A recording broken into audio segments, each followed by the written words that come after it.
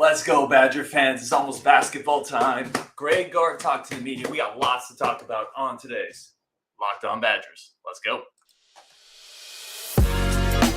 You are Locked On Badgers, your daily podcast on the Wisconsin Badgers. Part of the Locked On Podcast Network, your team every day. What is going on, Badger fans? Welcome to another episode of Locked On Badgers. Thank you so much for tuning in. I'm Roast Ryan Herrings, as always. Really do appreciate everybody coming aboard. We got some basketball to talk about. There's some football stats I'm going to try to get into as well, but Greg Gard had a chance to talk to the media today. Team is practicing, a lot of install going on, but I wanted to talk about some of the comments from his press conference, maybe what some of the expectations for this team are. This is just kind of an early look into the basketball season that's coming up. A lot of football content still coming up for all you guys. Don't worry, but basketball's coming, and we got to start talking about it. All right, let's start here. So I wanted to chop up a lot of what Greg Gards said and a lot of what he put into the media and my takes on it, my initial takes on some of it, some of which I think is coach speak, some of which I think has real substance. Here's the first one. And this is paraphrased to some degree, like I didn't transcribe this word for word, but he said the biggest thing that jumped out is the depth. Improved depth has allowed us to be much more competitive. That's the biggest thing. The depth has increased the level of competition. And there's another question down here on depth. Someone asked, how deep do you want to go in the rotation? He said, I don't have a number of players I want in a rotation. I'll learn as I go. I'd love to be able to have 10 if you can get to that consistently. He said on some nights it could be 8, maybe a little more. Some nights it's 11, depending on matchups. I want to take these first two questions together. The question of what's the biggest difference with your team, where Gard said depth, better depth, more competitive. And then the question on how many players do you want to be able to play this year? Like, what's your ideal rotation look like? And he said 10. 10's my ideal rotation. So let's look at it. Let's look at the roster. Everybody's here. The freshmen are here. The transfers here. Everybody returns from last year. All this, no seniors leave, right? Let's talk about this rotation. How deep could we actually go this year? So I want to start with, hey, what's up, Tyler? I see you there. I want to start with what we know is, or what I think is almost certainly going to be the starters, right? You've got Hepburn, point guard, Connor, the shooting guard. You have AJ Storr, the transfer, is going to be playing the 3-4. It's going to be a little switchable. Tyler Wahl is going to be the 4. Steven Crowell is going to be the 5. So there's your 5 starters, right?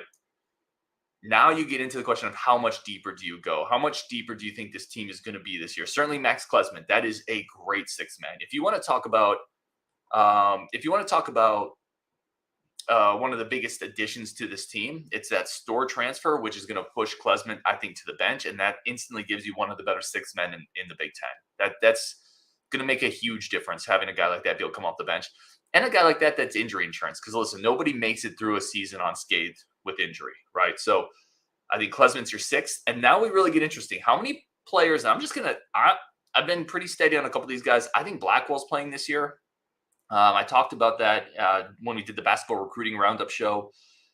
Why is he playing this year? Because he's a big physical guard, right? Like, he's coming out of high school, 6'4", strong. He can shoot. He likes to play defense. I'm going to get into a Blackwell quote in a second. I think he plays this year. I've been on board. Yalden plays this year. So right now, I've got Klesmit, Blackwell, Yalden all playing off the bench. That's 8. We're already at 8. Now we get into the question marks. I honestly, those are guys I have as almost locks, which is crazy because 2 of them are freshmen. So feel free to call me out on that if you think that's crazy. I think both those dudes are playing that year. That's just my take. It might not be your take. It might be the wrong take, but I think those guys are playing. I'm at 8. Let's get into the rest of the roster. Yay or nay on these players playing I would say a consistent role this year. So not like 2 minutes in one game and then they don't play for 10, right? The Marcus Ilver treatment, in other words. Kamari McGee, yay or nay? Does he play a consistent role this year and get consistent minutes? Even if it's in a little bit, does he get that? I said yes last year. What's up, Clayton? Clayton says that's a Locked On Liars take. I love it. Tell me which one. Tell me which one is not playing this year that I said is. I would love to chop it up. It could be a Locked On Liars take. I don't think McGee plays a ton this year. I thought it would be last year. The fact that he couldn't carve out a role has me a little sketchy. He is undersized, right? We talked about that. I thought his quickness would play up a little bit more last year. So I'm going to have right now, I'm going to say McGee. I don't think so. Isaac Lindsey, I'm going to say no. I know Lindsey is Rajiv's guy. I love the angle coming back to in-state. Really good shooter. I don't think he's athletic enough. I just don't. So I'm going to say no on Lindsey. Carter Gilmore, yes. Listen, I know it's going to drive people nuts. Carter Gilmore's playing this year. Carter Gilmore is absolutely 100% playing this year. And it's for all the reasons that he played last year. It's not just a depth thing. The coaches trust him. He plays good defense. He rebounds the ball. He generally makes the correct passes. Like, he's going to run the scheme. Like, it's not going to be a big role, but 5 minutes a game, 7 minutes a game consistently to go harass an opponent's 4. Yeah, he's going to play. Carter Gilmore's going to play. So I'm at 9. Hodges. I don't see Chris Hodges playing this year. Nolan Winter. Well, let me get to Ilver. I don't think Ilver is playing a consistent role this year either. So that gets me to Nolan Winter. I'm at 9 players right now. Here's the 9 that I think are going to be the rotation. The 5 starters: Hep, Connor, AJ, T. Wahl, Corral. I've got Klesman, Blackwell, Yalden, and Gilmore. I'm at 9. I don't think Winter plays a huge role this year. So I think I'm going to cut it at 9. Is where I think the depth cuts off on this team. Let's get a couple of these comments here. Winning Gambler says, too bad Gard finished with a fizzle on the recruiting trail. Yeah. And I've said it before. It was almost the Jackson McAndrew recruitment that bugged me and bummed me out more than Con, because I really never felt like we were getting Con, at least outside of the first couple months of that recruitment. The longer it went, I'm like, but I thought we were getting McAndrew, and he would have been such a good get. So, yeah, I hear you, Winning Gambler. That was a less than ideal finish. Tyler Strieber said goals should be for Gilmore and McGee to not see the floor. Gilmore's seeing the floor, Tyler. I'm just telling you. Let me put on my optimistic cap. I'm going to take off my pessimistic cap. I'm going to put on my optimistic cap here. Flip it around. The optimistic cap is flipped around. Gilmore could be okay this year. Like, it's going to be a less of a role, right? He does so many little things pretty well. If I'm telling you, I'm convinced he shoots it okay in practice. If he can just not be a black hole offensively, he's fine. He's fine. Again, I have him as like our 8th man. He's fine as your 8th man if he can just play a little bit of offense, which hopefully, again, listen, players do take incremental jumps. Now, Carter Gilmore has a ceiling because of his athletic limitations, but he is a worker. Like, that's been talked about. So can he just hit a few open shots, finish the bunnies around the rim? If that's the case, he's okay. He's okay as an 8th, 9th man. Let's keep going here. Tyler Strieber also says Blackwell's a sleeper for me. I think he contribute more than people think. Yeah, Blackwell's playing this year. Why is he playing this year? Because look at the roster, right? Let me flip back my cap here. Look at the roster. Like, what does this team not have that Blackwell brings? Whenever you're talking about freshmen and can they play, you're always looking for what's outside of the elite ones. Like, the elite ones obviously can play, but for the other guys, what can they bring that's unique to the roster that the roster doesn't have in-house? And for Blackwell, what can he bring? He brings physical size and defense on the perimeter. And you look at Hepburn's an undersized guard. Klesman's kind of an undersized guard. I mean, he's fine.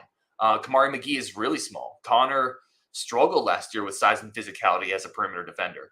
That's what Blackwell potentially brings as a 6'4", well-built freshman who has a reputation as being a competitive guy, a defensive guy. Somebody I've talked to. Like, he's going to play because he's going to give you 5 minutes of really good, hard-nosed perimeter defense, and he can hit open shots in theory. We need to see it, but in theory, he can do it. Let's see if I can refocus my camera here. No, maybe. Now let's get a couple more comments here. Tyler says McGee too small. Robert Sorensen said, in all honesty, I want them to do well, but we will see. Winning game, Tyler Strieber, Marcus Ilver maybe get some time. I think we would have seen it. I think we've seen so many. He's not as athletic as I thought he'd be. And then offensively, he doesn't look like he has a great feel. He's not a shot blocker. I don't know. Commandant Klink says, I see only 8. Yeah, I'm at 9. Commandant, let me know which one that I have potentially that you're not sure on if you want to. No worries if you don't feel comfortable with that. But I have it at 9. 9 is probably maybe a tick high. You might be right on that one. All right, we're going to take a quick break for friends of the show. Come back, a bunch more stuff that Greg Gard talked about, expectations for the freshmen, AJ Storr, how much more explosive can Chucky Hepburn get? We're going to get into all of that and more coming up on Locked On Badgers. But first, today's show brought to you by our friends of the show over at Nutrafol. And listen, there's like I got a bit of a thinning hair here. It started, I remember vividly in high school when my history teacher, I think in 10th grade, was like, "Hey Ryan, like you have less hair than some of your friends up there. It's going to be a long battle for you." I was like, "Okay, thank you." And then after that point, 20 something years of progressively just getting a little thinner up here, and I've tried a lot of different things. Right, I've tried that shampoo that like makes your scalp kind of tingle. That's probably going to cause health issues down the road. I tried the broccoli diet, like that didn't work. Nutrafol is like none of that stuff. It is backed by real science, real dermatologist recommended hair growth.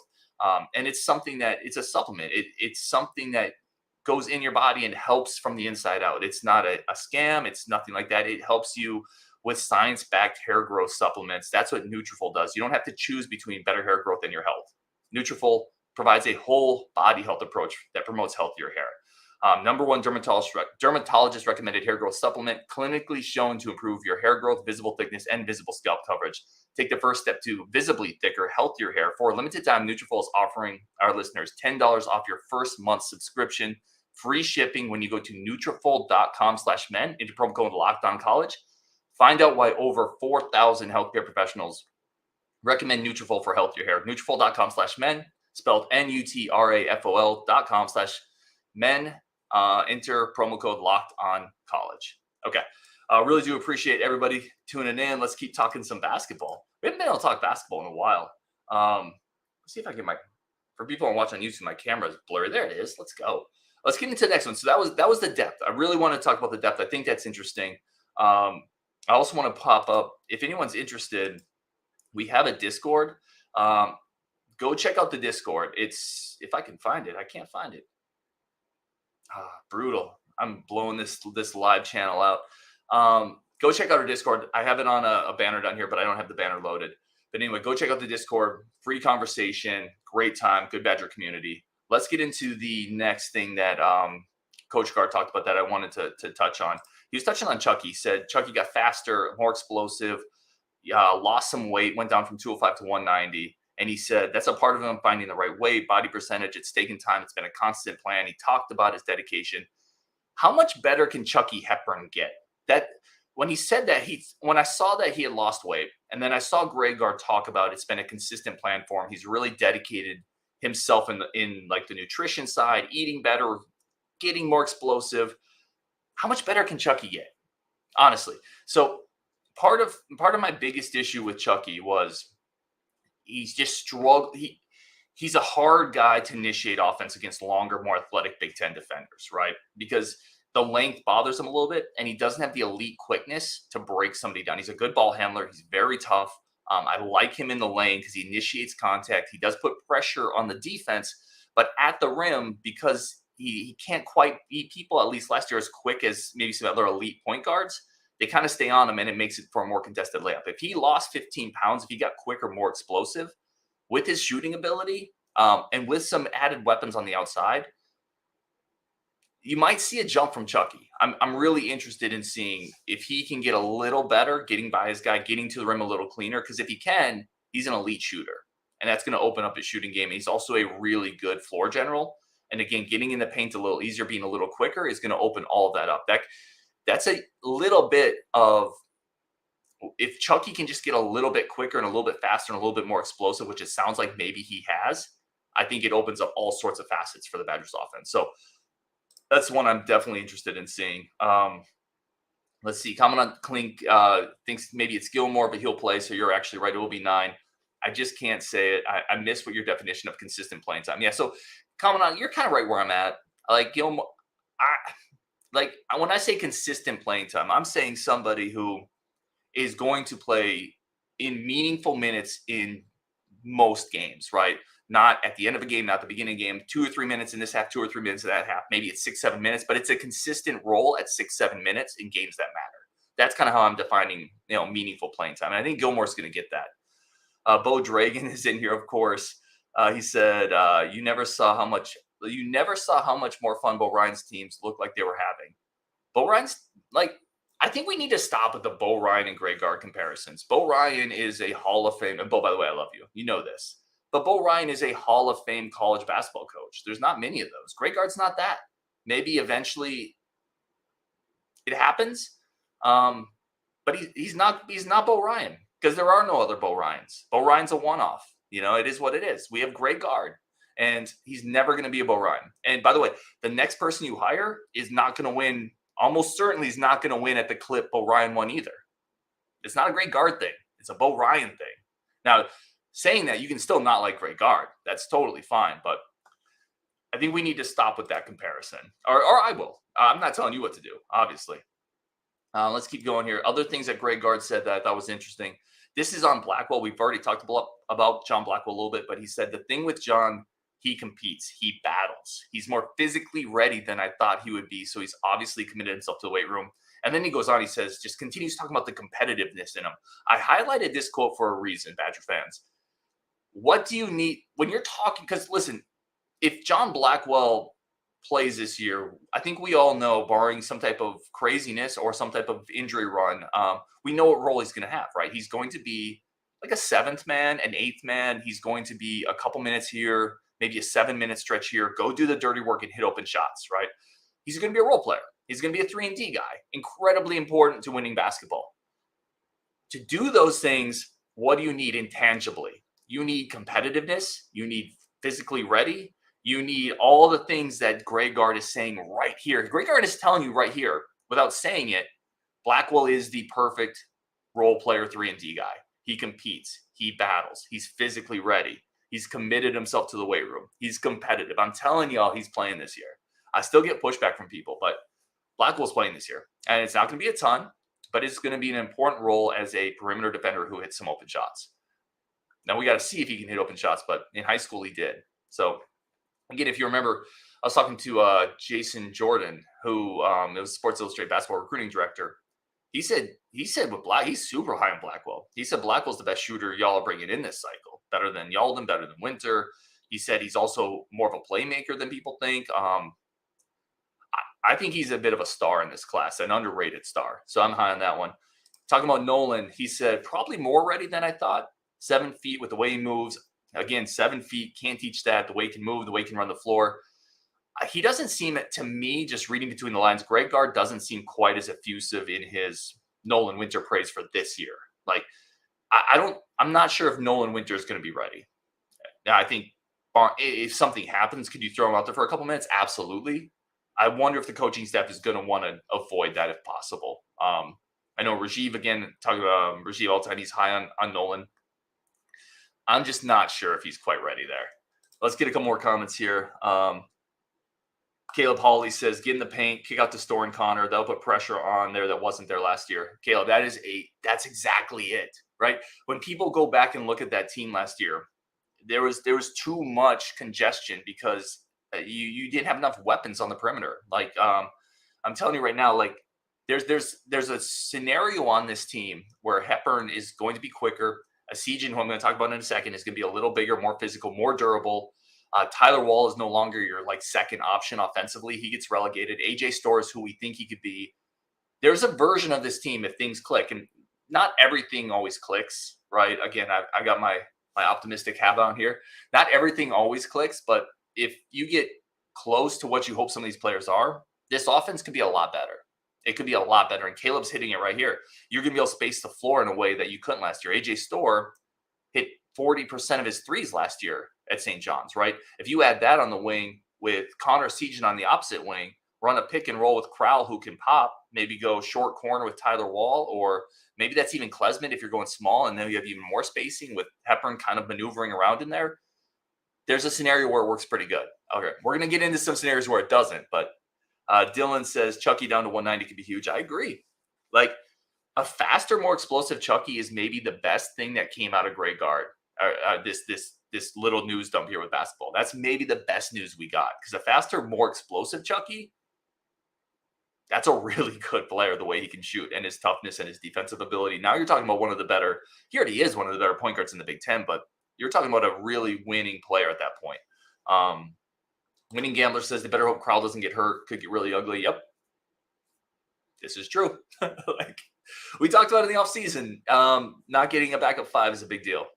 Yeah, it hurts. Like, there's not a lot of depth there. And Crowell is going to have to stay healthy. He's also going to have to play smart and stay out of foul trouble. I think the backup is, I've talked about it, is Yalden. Yalden's going to be the backup 5. I think as long as he's healthy, he's going to be fine there, but probably too much to expect in his listen, if Krell gets hurt, that's too much to expect out of Yalden in his freshman year. I think it's fine to expect Yalden to be a backup 5 that gets 10, 12 minutes a game, maybe more, right? You can go small in some situations. Maybe that is where Winter plays. Maybe you go really small against some teams. But, yeah, if Krell gets hurt, this team's in a world of trouble. I 100% agree with you there, Winning Gambler. All right, let's take a quick break. I have more comments. I want to talk about AJ Storr and Connor coming up as well. Lots to talk about on today's Locked On Badgers. Basketball is coming, and I am so excited for it. But first, we got to take one more quick break for our friends of the show. And a quick second to say thank you to everybody tuning in. But today's friends of the show is eBay Motors. I've talked a lot about my car problems here and there. My first car was a Pontiac Trans Am WS6. That thing purred. I called her April for multiple reasons. Like if I ever got in a race with somebody, I wanted to be able to have like a feminine name, I guess. Like I was like, come on, April, let's go. And there's also a name of something nobody had ever known had the name April, because I didn't want anybody to think I'd named my car after them. I actually put way too much thought into my car's name than I should have. But eBay Motors would have been perfect if I had it at the time to help keep April purring. Passion, drive, patience. That's what brings home the winning trophy. It's also what keeps your ride or die. It keeps your ride alive. eBay Motors has everything you need to maintain your vehicle, level it up, peak performance, superchargers, roof racks, exhaust kits, LED headlights. Whether you're into speed, power, style, eBay Motors has you covered. Over 122 million parts for your ride. You'll always find exactly what you're looking for. And with eBay Guaranteed Fit, your part is guaranteed to fit your ride every time or your money back. Because with eBay Motors, you're burning rubber, not cash. With all the parts you need at the prices you want, it's easy to turn your car into the MVP and bring home that win. Keep your ride or die alive at ebay.com/motors. That's eBay Guaranteed Fit, which is only available to U.S. customers. Eligible items only. Exclusions do apply. Let's get everybody back in here. Let's keep talking basketball. Let's go. Really do appreciate everybody tuning in. This was just kind of like a quick impromptu show. So, yeah, I do appreciate it. I do want to really quick mention something new that we're doing on the Locked On channel. We have subtext. So if you're interested, the banner's down there. It changes nothing with what we do on the regular show. It's just a way to connect a little bit more. Some of the inside info I can't always give off on this show, I put into subtext. It is just a kind of a community where if we have the ability to message one-on-one, it comes to your phone like a text message. And I've had a great time with some of the people in the subtext already, really going back and forth, talking about the game, talking about our fandom. And it's just been a great way to connect a little bit more. So if you're interested, there is a 14-day free trial. It's $4.99 a month after that. It's also just a great way to support the show if you're interested in doing that. But again, I want to reiterate, it changes nothing with what we do here. And I want to be very, very clear on that. We'll continue giving you all the same Locked On coverage we always do with this. It's just another way to communicate and another way to kind of expand the community that I'm pretty excited about. I've had a lot of fun with the people that are in there so far. So that's there. The banner's at the bottom. If you're on YouTube, you can subscribe there and take a look at if you like it. And also reach out to me if you have any questions, obviously, for sure. Okay, let's talk about one of the players I'm really most excited about here is Connor Seaton. Let's talk about what he was last year, what we think he could do this year. This is what Greg Gards said, asked about Connor. He's more confident. He knew he had to get stronger, more durable. I think that'll allow him to be better on the defensive end of the floor. Listen, if you watched last year and you really watched, if you were in the playback with us, if you're in this community, if you're an everydayer, you know we talked about this. Teams started targeting him. He wasn't big enough. He wasn't physical enough. And that's not his fault. Like, he wasn't brought in and recruited to be a defensive stalwart in his freshman year. He was brought in to be a sniper, and he did that. But if you notice, the two are connected, right? Being more physical isn't just about playing defense. It's about maintaining your body through the season, being able to continue hit shots while playing heavy minutes. If you look at his splits, Connor throughout the year, it just went down and down. So Connor, his first month of the season last year in November, hit 51% of his threes, okay? December, 38%, January, 41%. And then I think the minutes built up. February, he had 30% of his threes. And by the time he got to March, he had 24% of his threes. He was a different player. I think the minutes and the fatigue built up. He had a offseason this year, Greg Gard talked about it, to get bigger, stronger, more durable. Again, there's growth for this team. Maybe I'm being too excited about it. And it's not a Big Ten championship team, I don't think. It's not It's not a championship team. Like, don't get it twisted here. But Connor could take a big step and become a 14, 15 point scorer. I think Chucky can take a jump. And then let's get into AJ Storr. AJ Storr coming in. And this is what Greg Gards said about AJ Storr. Obviously, the athletic ability is noticeable as soon as you walk in the gym. He's played awesome and he's really coachable. Now, there were some funny things with AJ Storr that Greg Gards talking about. Yeah, we're putting him through how do you guard the stagger screen and off-ball defense. Part of me chuckles on the inside because, I love it, right? AJ Storr has to learn those things. But, of course, like you bring in this high-flying four-star transfer and, Greg Gards like, off-ball defense, get after. Like, Greg Gards such an old-school guy, which I like. I just thought it was funny. But AJ Storr, a guy, like I said, who hit 40% of his threes last year. I think Connor is going to be more consistent this year if he's bigger, more physical. Two huge pieces. The big questions I have with AJ Storr, I want to see how the shooting holds up when he plays more minutes, when he gets more reps. Again, he shot 40% from three last year, but he didn't start until halfway through the year, and he didn't take a ton of shots, right? So small sample size alert. Like it's a real thing. I think he's a good shooter. I think it's going to be fine. But we got to see it with a bigger workload, and we have to see how he defends. But I'm very excited for it. I think he's a Big Ten player and a Big Ten addition. Let's finish off with some comments here. Let's see. Where was I at when I left off? This one is from Robert Sorensen. Chucky being more explosive could be a game changer. I'm all for it. Good for him evaluating himself and see what he can do for the team. Yeah. That could be. I'm telling you, Chucky, a more explosive Chucky is a problem for defenses because of the way he can shoot.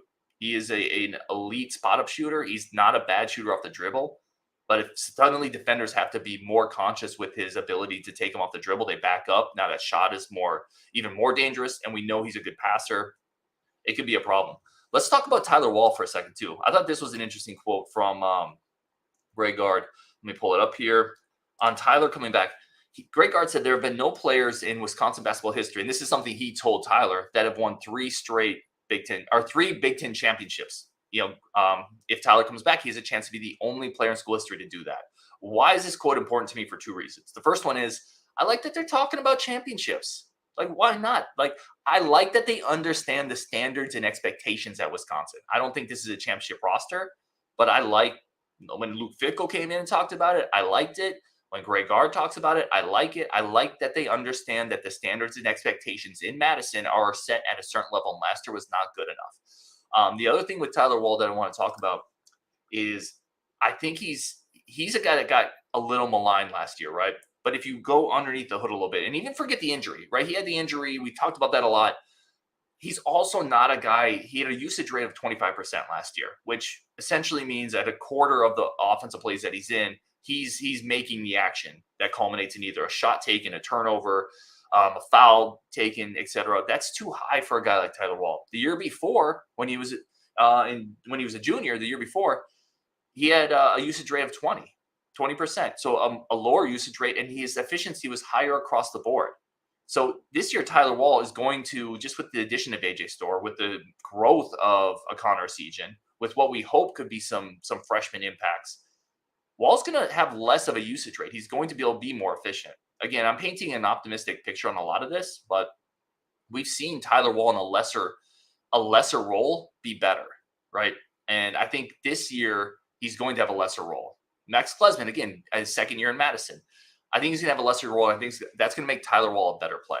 So the pieces are there to me. If I want to wrap it up, I'm going to finish with your comments. The pieces are there for me for this team to be like top 3 or 4 in the Big Ten. I really believe that. I think that's probably about the ceiling. I don't think it's a win the Big Ten team, but top 3, 4, and maybe 4 to 6 in the Big Ten. I think that's where they get. I think that's where they're going to be. I'm pretty excited about it.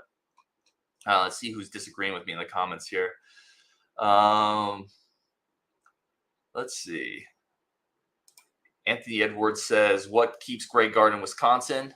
I don't know. He's never left. Like something. Maybe it's the cheese. Maybe it's the Lineys. I don't know. Bo Dragon says, "Storr is a carbon copy of a Seagen that can dunk."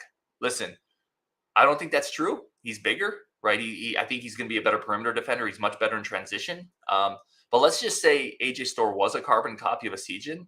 Like, that's an NBA player that right? Connor Segan with a 40-inch vertical and being 6'8" as an NBA player. So I don't know. I don't think they are remotely similar, but Winning Gambler says can't really expect more out of 3-star freshman coming in.